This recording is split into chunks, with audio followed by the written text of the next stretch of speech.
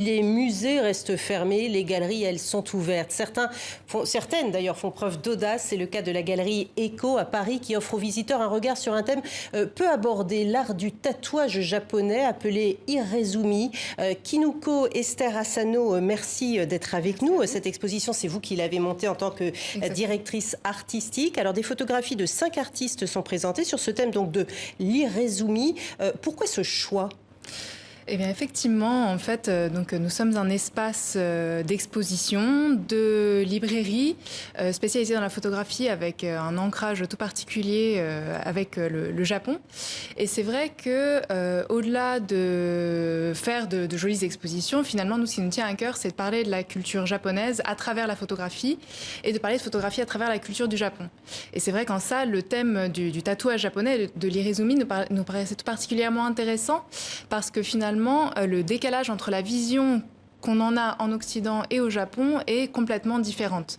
Alors que c'est considéré comme un art en Occident, au Japon, en fait, c'est quelque chose qui reste extrêmement tabou. Alors justement, parce que le tatouage au Japon n'est pas fait pour être vu, bien au contraire. Exactement. C'est quelque chose qui, en fait, historiquement, même reste associé à l'image de la pègre japonaise, de la mafia japonaise, donc les yakuza, à la criminalité, et c'est quelque chose qui est extrêmement, encore aujourd'hui, mal vu.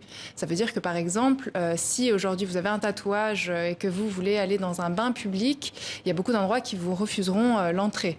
Mais cette association à la mafia japonaise, est-ce que c'est à tort ou à raison? Parce qu'il y a aussi beaucoup d'autres corps de métier qui, pareil, se sont emparés de l'art du tatouage alors qu'ils ne sont absolument pas membres de la mafia japonaise. Et oui, c'est vrai que c'est assez étonnant parce qu'effectivement, on retrouve en fait des traces de tatouage au Japon, déjà sur des statuettes funéraires et dans des tribus aborigènes comme les Aïnous ou alors dans le sud à Okinawa.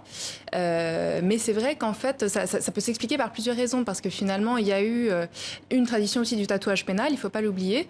Et effectivement, en fait, la mafia, les yakuza se sont appropriés en fait à un moment donné le tatouage comme une sorte de signe aussi identitaire. C'était une sorte de rite initiatique aussi, sachant que c'est extrêmement coûteux et extrêmement long, extrêmement douloureux. Certains tatouages intégraux peuvent prendre jusqu'à 10 ans pour être réalisés et coûter des milliers d'euros.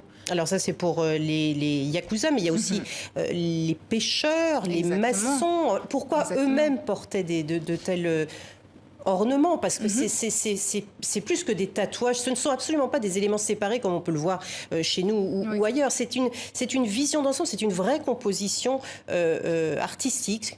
Et oui, et en plus, justement, vous le soulignez, mais effectivement, en fait, donc l'esthétique de l'Irezumi telle qu'on la connaît aujourd'hui, finalement, elle vient des estampes de l'ukiyo-e, comme vous connaissez certainement certains grands noms comme Hokusai, Kuniyoshi, etc.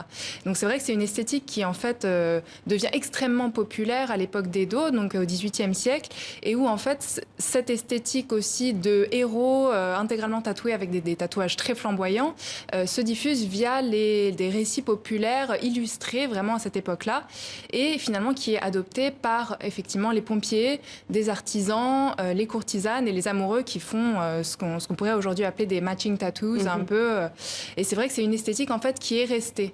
Et par contre, donc ça c'est à l'ère Edo, 2 siècles plus tard vers l'ère Meiji, c'est là où ça devient interdit parce que mal vu. Et bien effectivement, donc on a finalement une très longue période de 1872 à 1948 où en fait on a une prohibition toute simple en fait du tatouage. Est-ce que vous pouvez nous expliquer Irezumi, j'ai vu en préparant cette interview que ça pouvait s'écrire de différentes façons, mais que ça voulait dire épine bleue ou encre insérée pour cause puisque c'est un tatouage. Parlez-nous de cet art, quelle est la technique utilisée? Ça se fait encore de manière traditionnelle, c'est la machine qui est utilisée aujourd'hui, comment ça se passe? Alors bien sûr, il y a toute manière de réaliser un Irezumi. C'est vrai que par contre, traditionnellement, on est vraiment sur des aiguilles qui sont fixées en fait au bout de manches en bambou finalement. Et c'est vrai que la technique traditionnelle, c'est vraiment de réaliser point par point en passant l'aiguille sous la peau. Et donc c'est aussi pour ça que c'est extrêmement long, extrêmement douloureux et extrêmement coûteux. Donc pas de machine du tout encore?